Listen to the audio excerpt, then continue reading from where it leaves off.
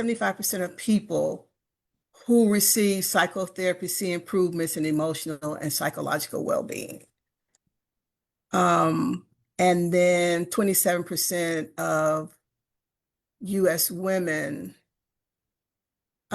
received mental health treatment and counseling in 2022. And so that's a lot of people. Right. But Um, even when you just look at the statistic 1 in 5, and for those people who are not very good with math, when you just think you count for every 5 people that you see, one, two, three, four, five, you're it. One, two, three, four, five, you're it. And so the statistics have increased for just about a lot of things. yes. Um, and I try to sit and we try to figure out when we're talking among the staff, like what has happened, what has transpired between, years ago and now. But I mean, we know some things that have transpired, but just trying to put a finger on why is there so many people having um, issues when it comes to mental health. So yes. Okay. Well, mental health is important because it affects every aspect of our life. No matter where we go, there is always an issue. So we have to make sure that we are prepared for it. It can happen at any time. And it is incumbent upon us as professionals in any particular area to make sure that our staff is well, that we are well, so that we can continue with the plight of whatever it is that we have set out to do. Um, so hopefully, um, we'll be able to do that. So when we look at, let's first talk about death and grief, right? So it says, um, understanding normal grief versus prolonged grief. And so there is a difference. Of course, grief is a natural response to a loss, and for most people, symptoms decrease over time. And then it says prolonged grief disorder occurs when intense grief persists and interferes with daily life. And then it states that normal grief includes waves of sadness, anger, guilt, and yearning that gradually becomes less intense. So there are some of us, especially when we've lost a loved one, or maybe when we um, lose a child or a parent or whatever, many of us have a tendency to sit in that. And so we have to ask ourselves, what's the best thing to do to continue living our lives? Because sometimes our belief is I can live without my son, I can't live without my daughter if these are the people who have passed on, or my parents, right? So how would we move forward in that space? How do we get past that? Of course, we know we all have our faith, of course, but I also believe that God has put people on this earth to help us with that. And so I think we need to seek help. And sometimes we have a tendency not to do that. And we have that prolonged grief, which can cause other things to happen. It can affect your mental health, but it also can affect your physical health as well. If I could learn how to work my button. Mhm. That is true. That is correct. And also, with that, your support group. Who are the people around you within your circle? Also, that is your support. I think it's important to be able to speak and talk and verbalize and communicate your feelings, how you're feeling. And I hate to hear people say, "Oh, get over it, stop crying," and da da da da, because it's everyone grieves differently. And so sometimes I'm a big bear, baby crier. You know, Right. I have to kind Right. of shed some tears and cleanse my soul and then get back to it. Others, you know, everyone reacts differently to death and to grief. And so, however, someone is trying to figure out their way of how to tread that path to get through, um, recognizing and accepting what has occurred and what has happened, allow everyone to have that time, like you said, to kind of sit in it and then move forward. Kubler-Ross have these stages of grief, and there used to be just five, but now they updated it, so now there's seven. So the first, it's hard to say that there are stages. And so my girlfriend and I were talking about this the other day. So, she says, Nidra, I rather look at it as phases because everyone doesn't go through one, two, three, four, five, six, seven. Some people may start off at seven, Right. and some people may start at it all at two. You just never know. But according to Kubler-Ross, we talk about the first initial stage being shock, and then the second being, you're in denial, which, kind of where I was. And then there's anger, there's bargaining, there's depression, there's testing, and then there's acceptance. So when we talk about shock, we're talking about the initial reaction. Sometimes the numbness that we feel, and we start to feel, dazed. Sometimes it's difficult for us to process these things because I know it's very difficult for me over the last couple of days to process this because I just saw my girlfriend a couple of weeks ago. So it's it's difficult, and then it can sometimes affect our physical being because we begin to get weak. Weakness occurs, and then you get confused, and then you start not getting out of the bed because that's a comfort zone for you. So um, we sometimes have a tendency to just shut down our lives when we lose a loved one, not remembering sometimes or understanding that there are other people too that we have to tend to as well. And so we need to be cognizant of that. But sometimes we're just in our own world, and we have to sometimes do what we believe is best for us, even though sometimes it's not. At that point in time, it's incumbent upon us to, try to figure out, where we are, what do we need to do, how do I maneuver through this? My mental health state is just a blur. And so, what are some of the things that we can do to get through this?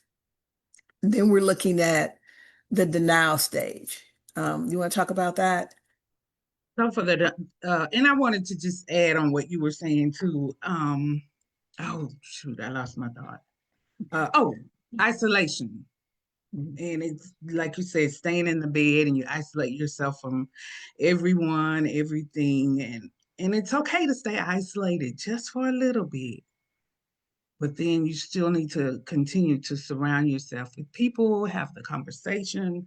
Like I said, communicate, talk about it. I'm definitely not a therapist, so let me just state that disclaimer. I'm not a therapist, but I feel like when you are alone and isolated, sometimes your mental status can appear tricky, and so when you have other people to talk to you to help you get through that conversation, that that helps. Even when you speak with a licensed therapist, it still gives you someone to talk to.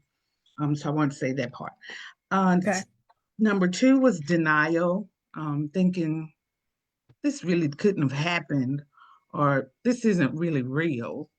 And especially when I think about like our family members that have passed on, or even like for my dad, his demise. It was like I went through a shock.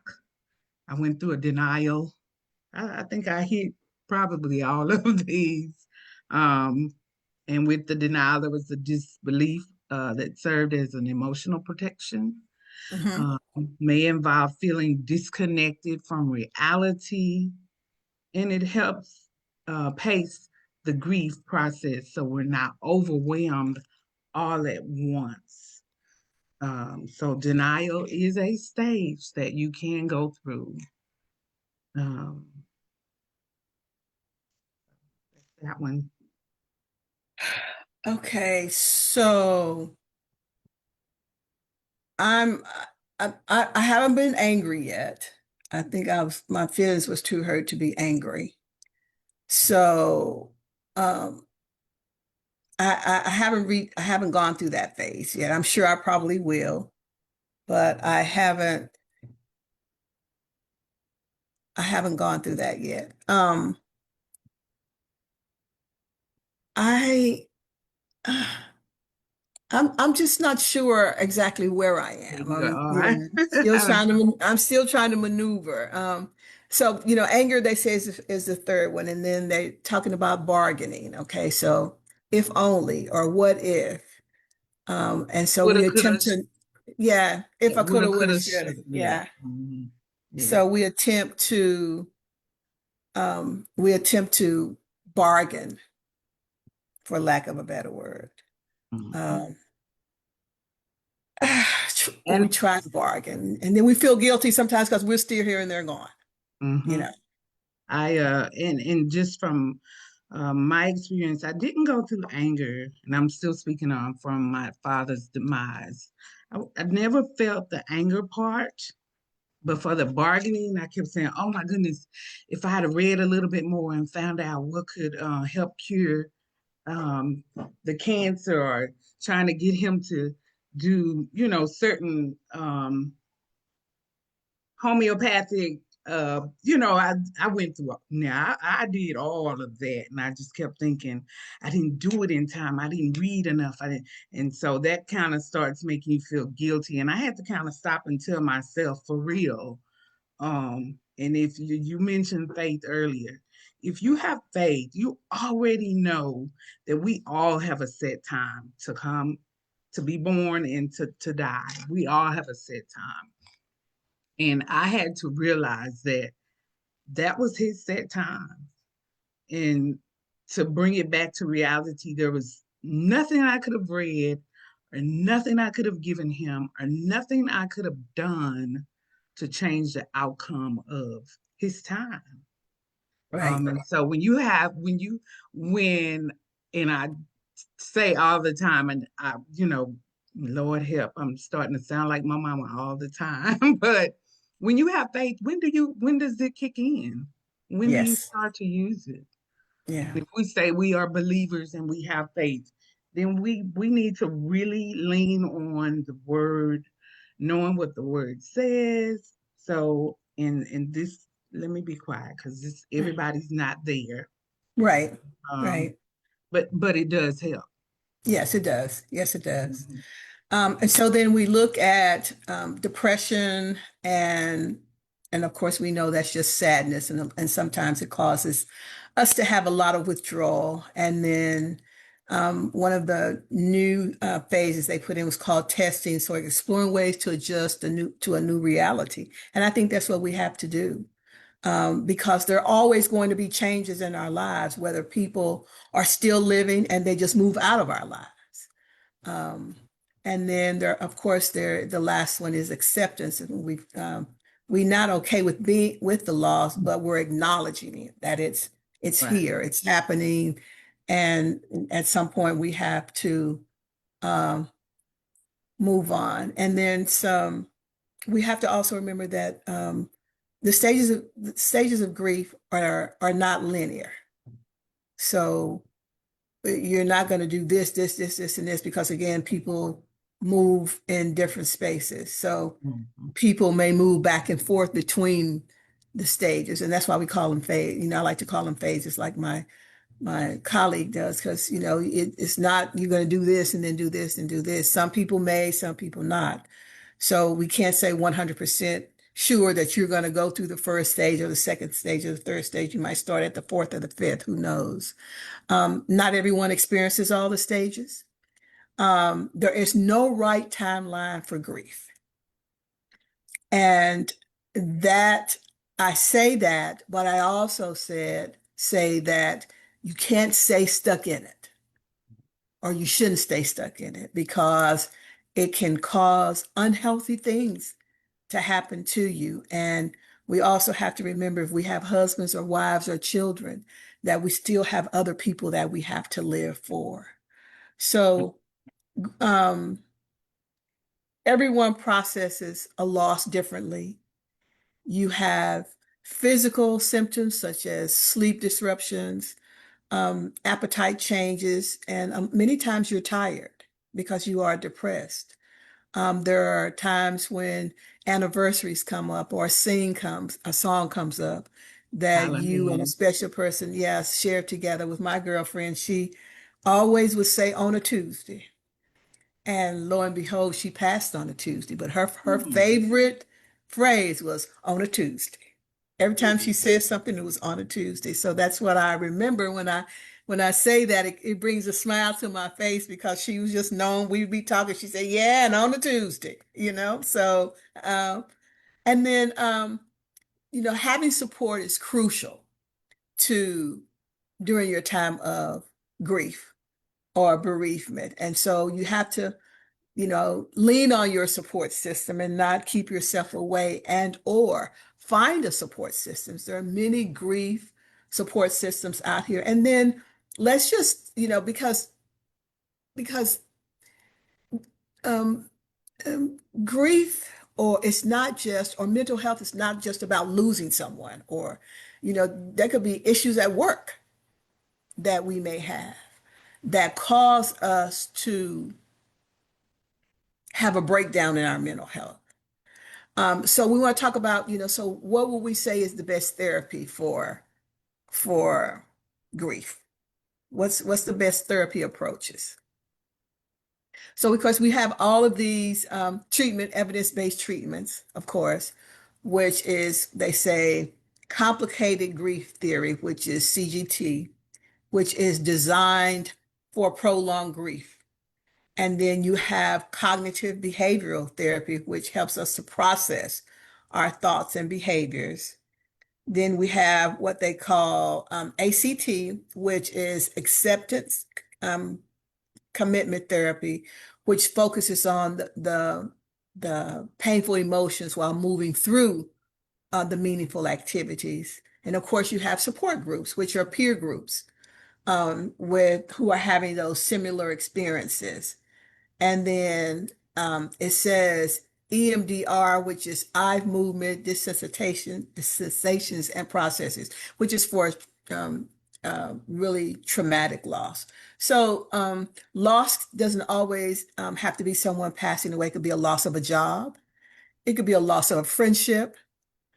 It could be a loss of an item that you're specifically grieving. It could be a loss of a TV show that used to have you happy all the time, and they turned it off, and so now you're grieving it because for some strange reason you became attached to it. So it could be a lot of different things that cause us to grieve, but grief is just not always a loss. So when do you think it's time to seek professional help? So it is time to seek professional help when the grief interferes with your daily functioning. Uh, Mm. and it says for months. So if it's if it's affecting what you do daily and it's happening for months at a Months. time, Mhm. then you should actually seek out some professional help, which is okay. In our community, it is like, you going to see a what? You going to see Yes. who? A shrink? Back in the day, they used to call them a shrink. Straight, yes. However, it just still gives you someone to help you, like you said, go through the process of how to come out of this deep, deep depression and grief that you're experiencing. Also, it says persistent thoughts of joining the deceased. So if you're Mhm. having thoughts of like suicide, um, and wanting to join that loved one that you no longer have around, it's time to seek some professional help. Mhm. Severe depression and anxiety, when you just cannot, like you said, get out the bed. I've known people that have stayed in the bed and they don't want to get up. They don't want to even take a bath. Yes. Do not want to brush their teeth. No, um, no, what's the word? No desire Yeah. to handle up on personal hygiene. Um, then that means that there's really a problem, Yeah. that you need to seek some professional assistance. And then when it comes to substance use, in order to cope with it. So, um, Which happens quite a bit because a lot of people will turn to alcohol or some type of illegal substance, mhm, or even, pills. They just want to sleep all the time, so they'll get up and, you know, get a drink of water and, take a pill, and so they can just sleep all the time. And then, you have to get out and you have to socialize because it says social isolation lasting more than a few weeks is pause for to to get some help, to get some help. And for whatever reason, we don't want to get help. We for I don't know what it is about us believing that we can just stand the pain. And so we need to try do our best to move out of it. So there's some more data that we'd like to share with you. Since it says, and when we talk about work-related mental stress, so let's just kind of shift a little bit and let's talk about work-related mental stress. So it says over 79% of employees experience workplace stress. 47% identify work stress as a primary cause of deteriorating mental health. That's almost 50% of the workforce who is saying that their mental health is being affected by the workplace. That's alarming for to me. mhm. And then it says 1 in 6 people experience mental health problems in the workplace. So that's like 14.7%. And then workplace stress causes 120,000 deaths in the United States every year. That's a lot. That's quite a bit. And I remember the young lady who took her own life at the university because her supervisor was giving her such a hard time, and she left a note and stated that was the cause. So I would caution or advise anyone, if something is happening to you in the workplace, first to seek help. Second, to talk to your supervisor, and if that doesn't help, then go to her supervisor. Everybody has a boss, or go to human resources and say, this is happening to me and it's affecting my mental health. What do I need to do? Um, so sometimes at work, you can be overloaded. There's excessive overloads. There's a lack of control over the work environment. There's a poor work-life balance. I mean, there are additional things that can help or that can hinder that your mental health at work. And so I would advise everyone, if that's the case, to please address it, ASAP. Yeah. Um, whew, this is helpful. So what are the signs of work-related mental health issues? So some of the signs for work-related mental health issues deals with chronic fatigue and exhaustion. And I'm gonna try not to relate this to my industry, but as a whole, if you're going to work and when you get finished at the end of the day, you just feel just extremely and emotionally, to me, emotionally exhausted, um, then it's time to try to figure out what's happening at work that is affecting you that much to where you are just so drained. Um, and I usually try to make sure I tell the staff in the evenings, once I say thank you, now my next words are usually go home, get you some rest, or enjoy the weekend, get you some rest. If you need to take vitamins, if you need to take Mhm. some, you know, whatever it is to help you with feeling energized and things of that sort, please do so. Another thing is difficulty concentrating.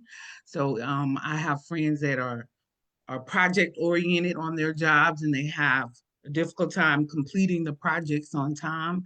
That means something's happening, something's going on to where you cannot focus in order to get your job done.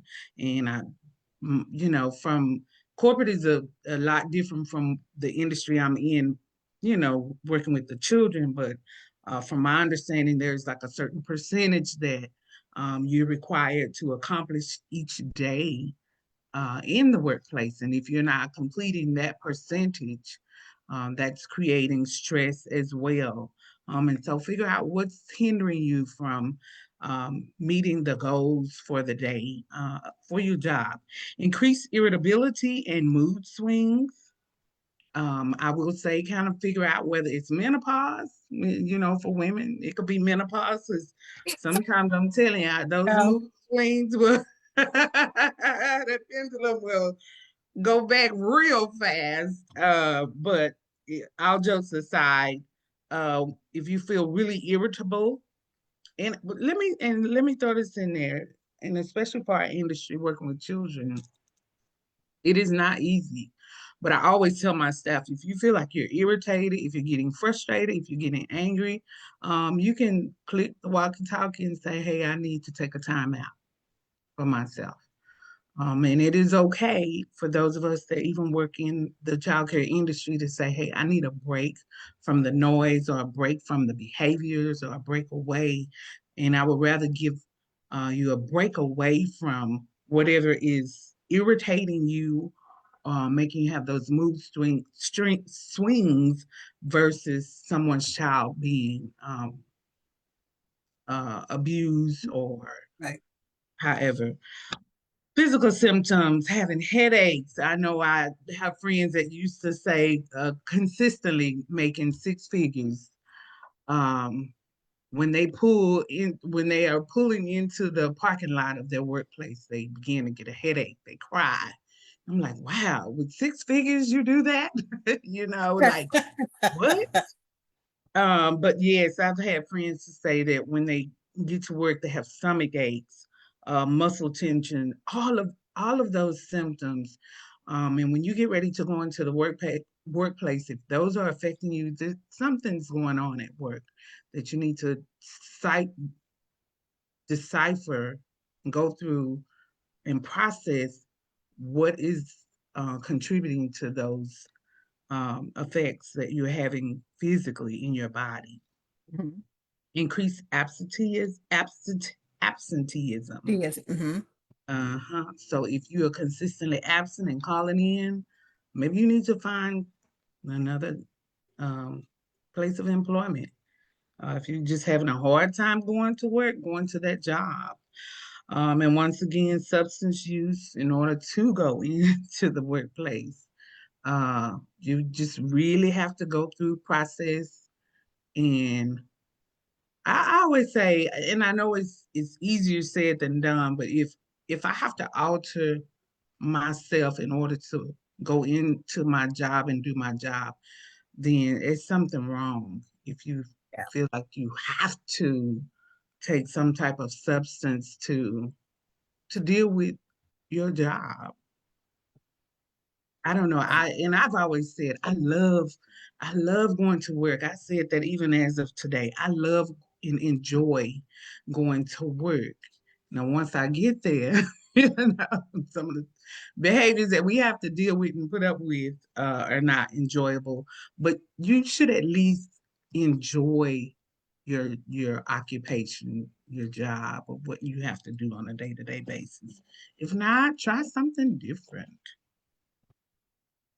So it says best therapy approaches for work stress, effective interventions. So we go back to the cognitive behavior theory, the interventions where you go and you see a therapist. We also have stress management training, which means learning how to cope, coping strategies and relaxation techniques. Mindfulness, of course, was a big thing at one time. And then many organizations have EAPs, which is employee assistance programs. And then, of course, we need a work-life balance so that we set boundaries and prioritize self-care so that we can remain healthy and be able to do to complete our responsibilities, whatever it is that those may be. We want to make sure too sometimes that we can have or talk to our workplace environment to see if we can have some flexible working arrangements. Um, some where I can come in maybe 2 days and stay home 3, or come in 3 and stay home 1, and make sure that we're having some communication about mental health and what happens at work. And then we need some training. We need some more training on mental health in the workplace, so that we can pass it on and help someone else who may be having these same challenges or issues that we're having. And of course, many of us have workplace wellness programs at home, I mean, at work. So we need to become a part of that. You know, we have a lot of perks at work that many of us don't use. So I would encourage everyone, if you have these particular workplace solutions in place at your place of employment, to delve off into them and utilize them, because you never know how helpful they can be. So now let's talk about home and family mental health. So we know that there are a lot of stressors. First, probably and foremost, are financial stressors for those of us who maybe aren't making the salary that we desire, and that can keep our household running effectively. We also know that there are relationship conflicts, and not just with your spouse or your whomever, but it could be relationship with your children, grandchildren. You know, many of us have Generation. multiple families in our home. So yeah, when that can cause disruption. Parenting challenges, because you've got some of these children who are becoming adolescents, so they're transitioning. So the thought process is changing along with the attitudes, and thinking that they can say whatever it is they want to say because they are transitioning into those things. So we have to make sure that we keep those boundaries in line, but continue to love all at the same time. Some of us are taking care of our parents. So, you know, that's can be challenging within itself, because we're working and we come home and we have to, make sure that, our parents are taken home. But, as as a culture, many times we don't put our parents in a nursing home. We rather bring them to our culture of Black people for a very long time. So sometimes that can get to be stressful. We may or may not want to do it, but the hope is that we can find a balance in there. And then, balancing multiple family responsibilities can be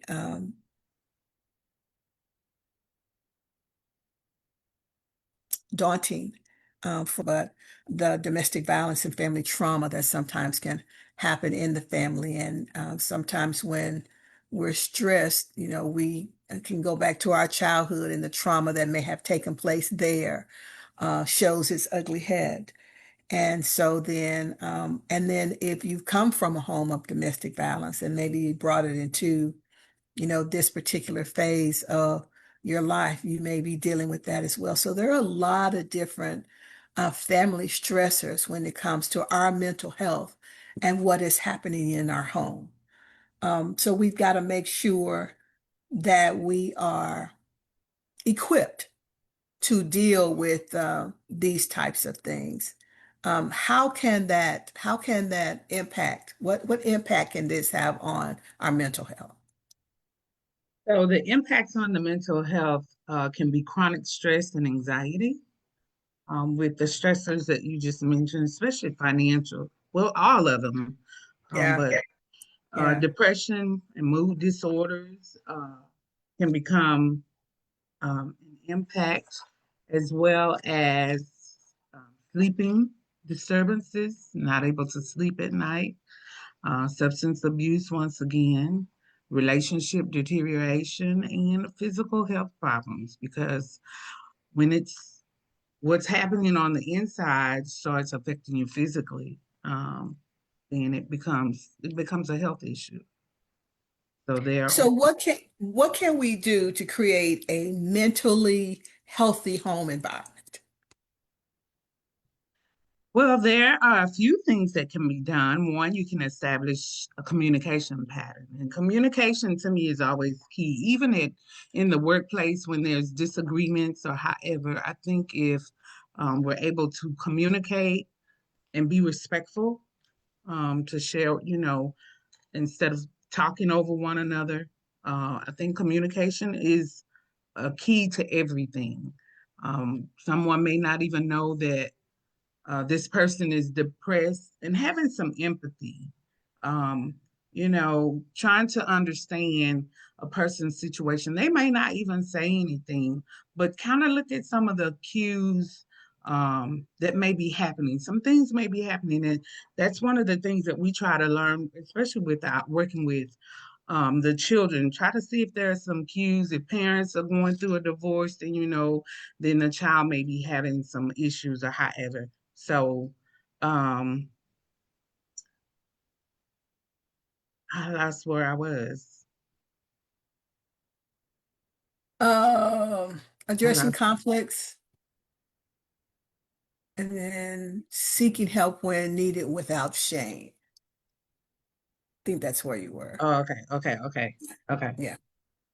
And then maintaining routines while allowing flexibility, practice stress management as a family, and set healthy boundaries for the family members. All right. Yeah. Yeah. All right. Uh, Warning so what? sign. Yes, yes, there are definitely Okay. warning signs. There are definitely warning signs, and that we don't pay attention to. Right. So you want me to cover the warning signs? Sure, Oh, sure. okay. Some of the warning signs can be withdrawal from family activities, changes in sleep and eating patterns, increased anger, increased irritability, decline in school or work performance, substance abuse or risky behaviors, and expression of hopelessness. Yeah. So when we're looking at therapy approaches to family issues, again, there's family therapy, which addresses the system, family systems dynamics and communications. And then there's couples therapy, improving relationship and communications. There's parent training programs where we can learn effective parenting strategies. And then, of course, there's individual therapy as well, where we process our personal stress and develop coping skills. And then, of course, there's group therapy, which we can connect with others facing similar challenges. So there are other mental health topics when we talk about anxiety disorders. It says 60% of employees experience at least a mild symptoms of anxiety, most common mental health conditions, and highly treatable with therapy and or medication. And then there's depression. 20% of adolescents had major depressive episodes in 2022. And depression is high in the workforce, and it often occurs with anxiety. So they kind of go hand in hand. And then we're looking at treatment accessibilities. Is 1 in 3 employees feel mental health support is inadequate.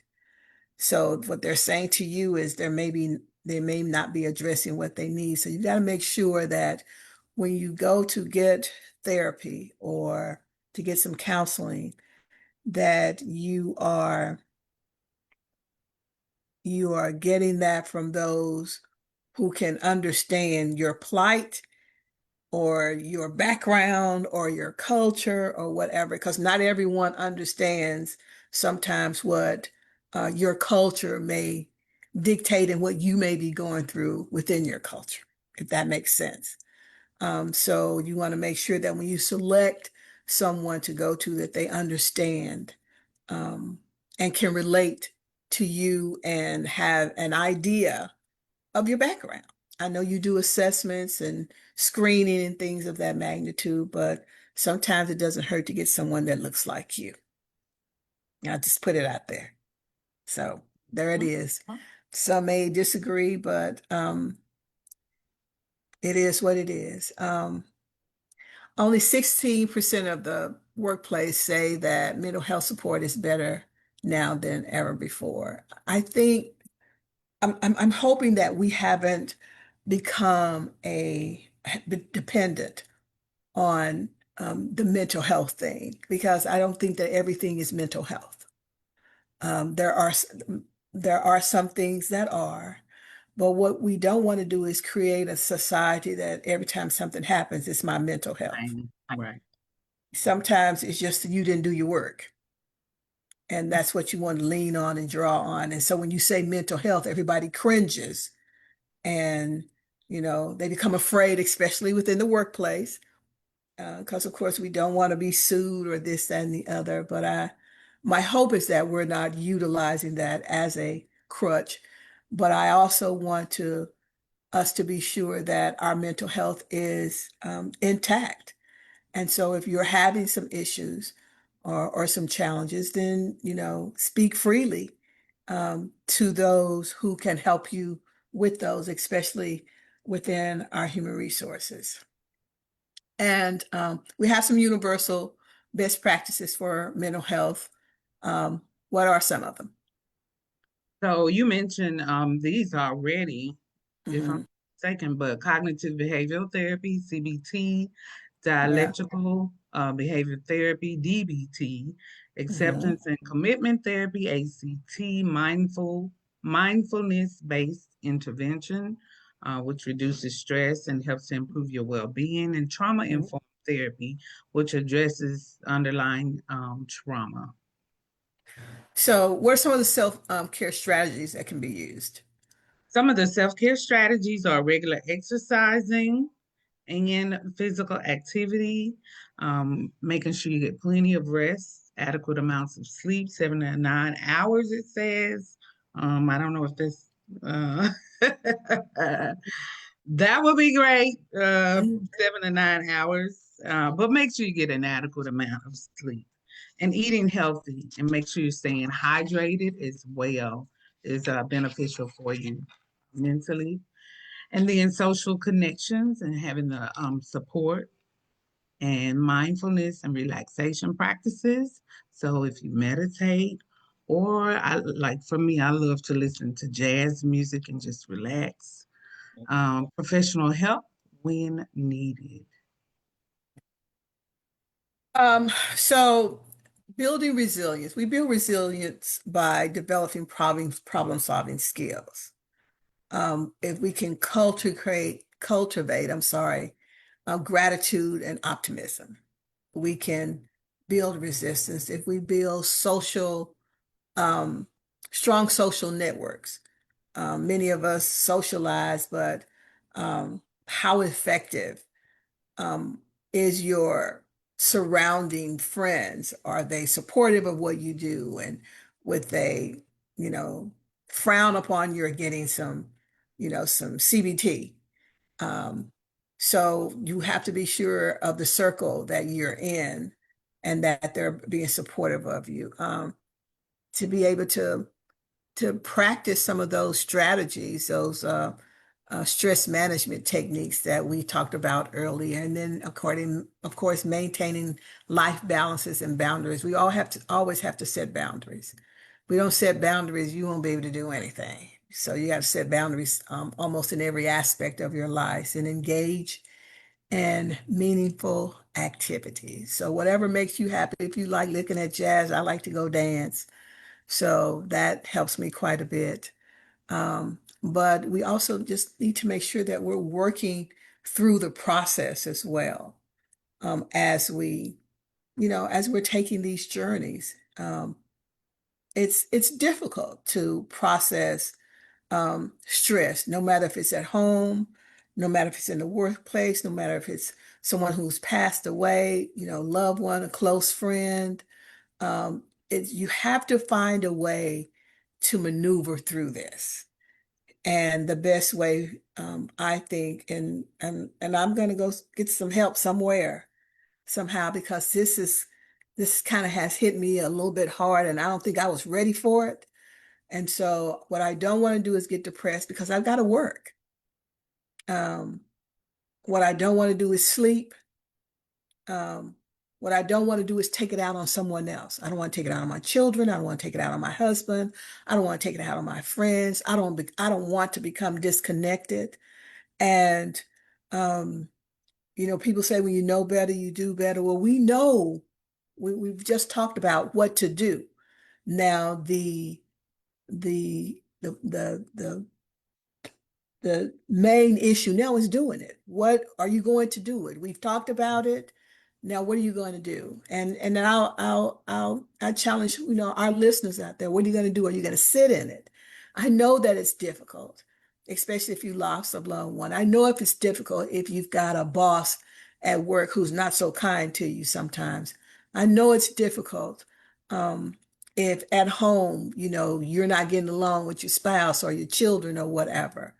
But we have resources here, or we've talked about ways of intervening and um, taking that next step to doing whatever it is necessary to pull us out or to help us to continue to live.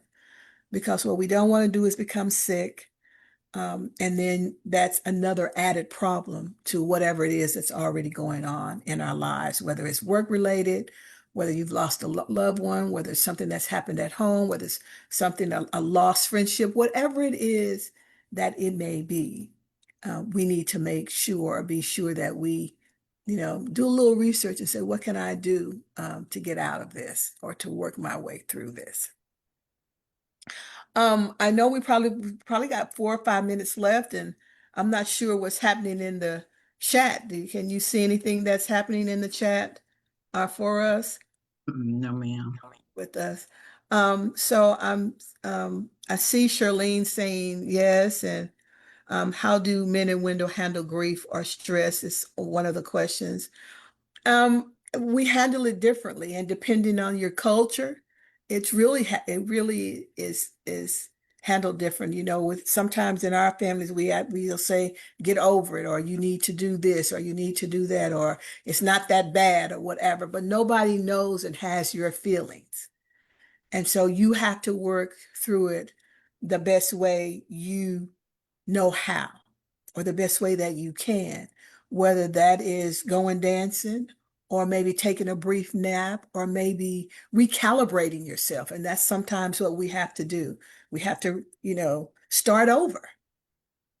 Start over. And I know it sounds like it's easier said than done, but sometimes we don't know what we can do until we try to do it. Mm-hmm. So I think that's one of the main issues is, let's get it done. Let's get her done. It's not the end of the world because you're still here. And then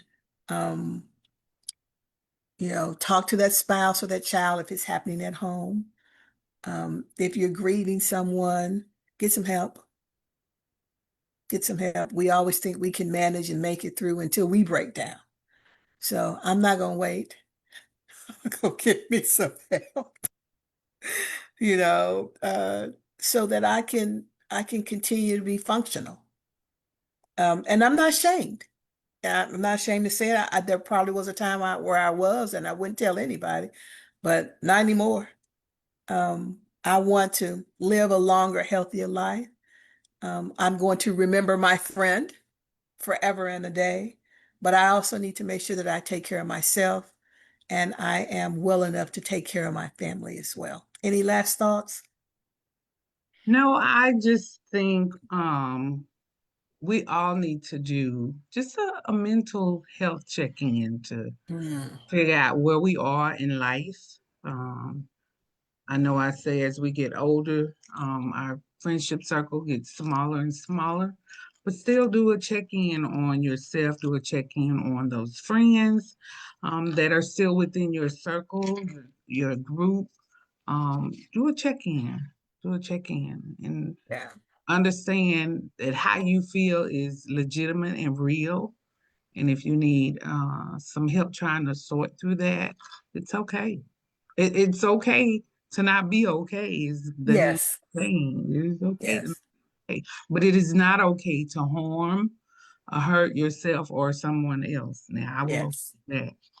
Yeah. And I think that we need to stop frowning upon seeking help. Oh, You may or may not, want to um, go to a therapist or any type of counseling, but you may have a good friend that you can confide in that can help you through the process. So if you have a bestie and you trust the bestie, then, talk with the bestie. But whatever it is, get some help. Don't settle into not doing anything. Somebody said check the chat that there was one more question. Do you see anything in the chat, Tabitha? no, I'm not You're not on? Okay. I'm I not a was on. Let's see if I can see it.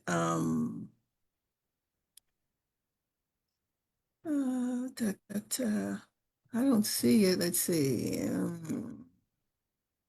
Does going through grief at different stages of life change the way you deal with it, like child to teen to adulthood? Um, yes, because your cognitive processes are different. Um, a child may, a young child, 6, 7, 8 years old, may process differently, let's just say, than a child who's 12, 13, 14, because the level of cognition is different and they're able to comprehend a little bit more from a 6-year-old to a 13-year-old, or from a 25-year-old to a 55-year-old. That 55-year-old has a little bit more experience, we hope, and so maybe can process and has experienced things a little bit better than the 25-year-old. So I think there's a big difference in how we handle things based on our age, our level of process of how we move through and handle things.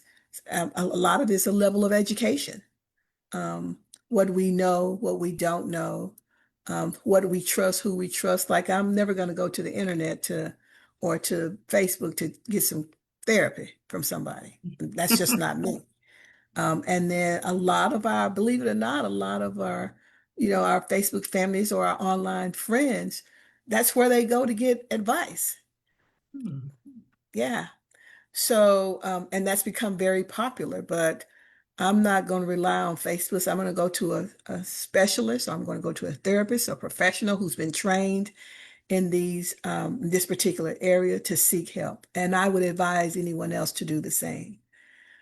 So yeah, how you process grief or how you process relationships at home or the stress at home or in the workplace or whatever really can be different depending on where you are in your life, whether you are a young adult or whether you are middle um, in middle adulthood or whether you are in a late adulthood. Your processing is going to be different. Let's see. Yeah, hydration check. Yeah, make sure you drink some water, plenty of water. We don't do that often enough. So drink some water because sometimes hydration can cause a lot of depression. When you think you're hungry, sometimes you're just thirsty. So always, drink a lot of water because it's good for you. All right. Whew. Okay, so it's 9:03. I think this was a good check-in for me.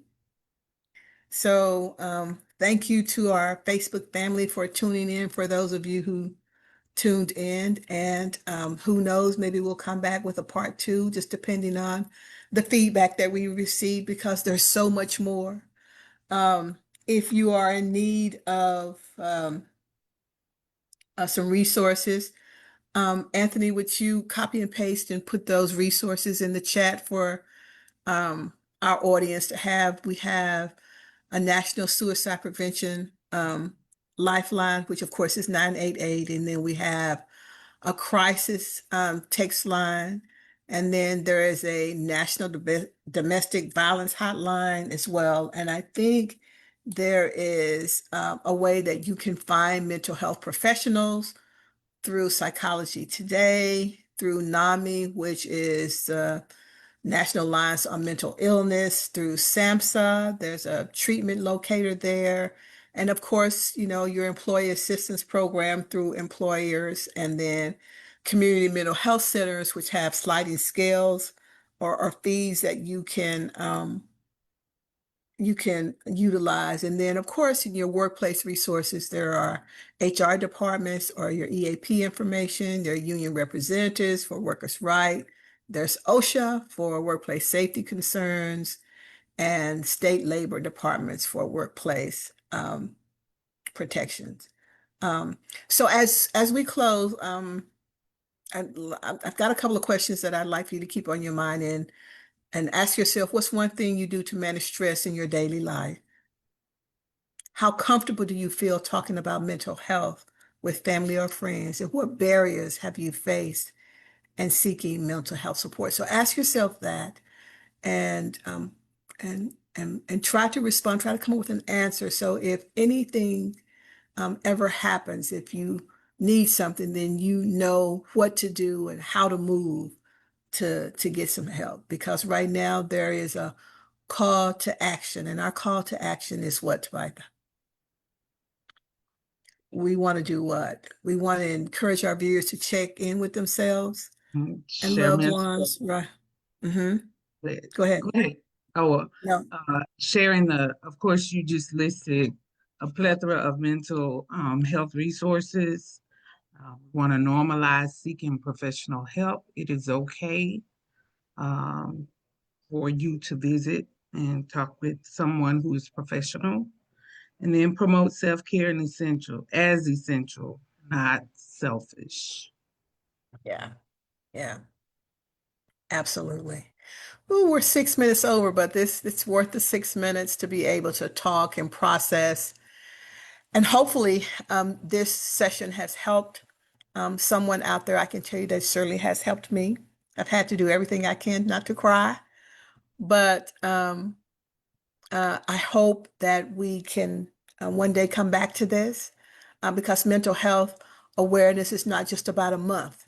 It's an everyday walk in our lives. Every single day that you get up, we run the risk of having some type of mental health decline. And I would say, as they said in the stats, 67% of us have, and we deal with it on a daily basis. It may not be as severe, but it doesn't mean it does not happen.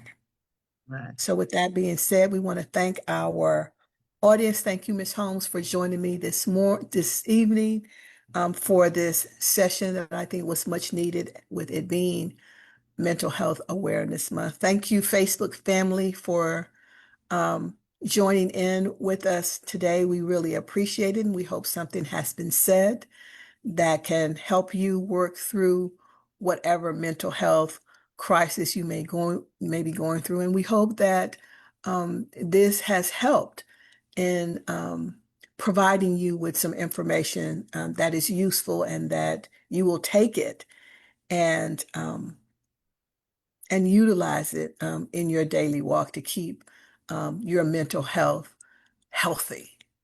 All right. It is 9:08. Again, thank you so much for being with us, and we will see you again, hopefully in a week or two. Have a great evening and be safe out there.